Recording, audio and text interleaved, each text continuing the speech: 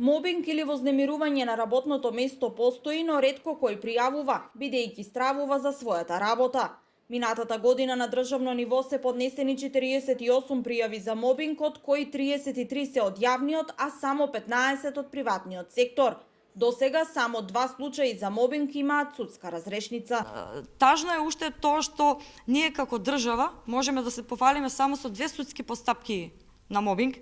Значи, избориме за докажани судски постапки во судовите во првостепен и второстепен, во првостепен и второстепена инстанца, и во двете се работи за јавен сектор. Доколку има пријава, тогаш инспекторите постапуваат по претставките за мобинг, но праксата покажува дека мобингот во реалноста тешко се докажува. До нас работниците во секој случај, во секое време можат да поднесат пријава, преставка или барање за извршување на вонреден инспекцијски надзор, доколку сметаат дека одредено право, односно во овој случај истите се изложени на мобинг од страна на работодавачот каде што работат. Од Министерството за труд и социјална политика сметаат дека е потребно ново законско решение со цел заштита и спречување од вознемирување на работа. Следната година ќе имаме закон кој што ќе ги има во предвид сите оние недостатоци на постоечкиот закон.